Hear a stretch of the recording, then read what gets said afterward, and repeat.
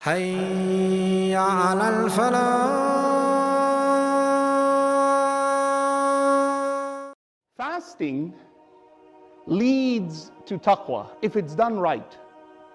And there are three different levels of fasting. Subhanallah, all of us, inshallah, we will establish the first level of fasting. All of us, we will begin by fasting from food, from drink. For those of us married, from lustful intentions and leanings to our spouse. We will disconnect. While the sun is up, we're separate from one another.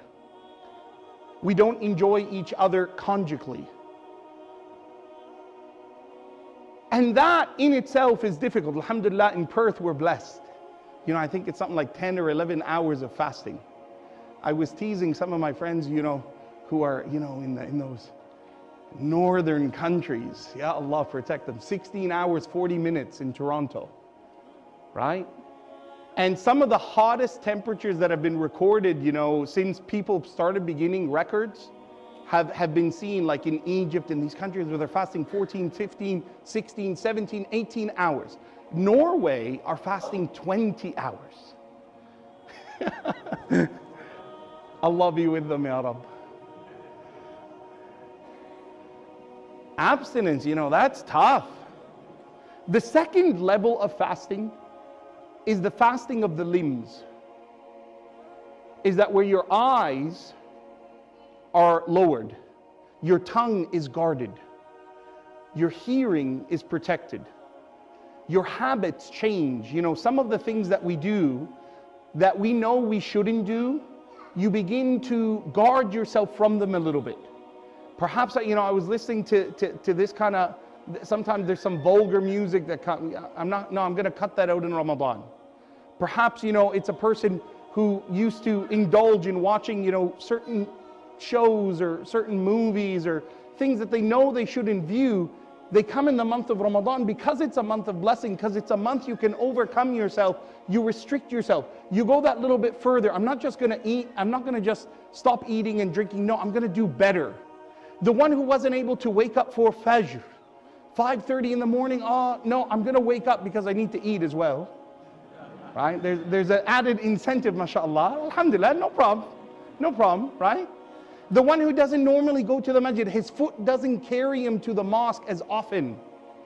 All of a sudden, men and women, they say, no, I want to go, I want to hear the Quran. I want to hear it. I want to hear what it sounds like. I want to hear the whole Quran from beginning to end. I'm going to go, I'm going to be with the Imam from the beginning to the end. Because the Prophet ﷺ said, the one who stands with the Imam, from the moment he stands until he ends at the night, is written for him what the Imam recited. I want to be like that man. I want that blessing. So your limbs begin to humble to Allah. Now the third level of fasting, may Allah allow us to grow in that maturity, is that our heart fasts. And that's where we talk about love. Is that all of a sudden, the fasting is not out of duty. And the obedience to God is not out of compulsion. And it's not because everyone around me does it. We're a Muslim family or we're the MSA or whatever it is.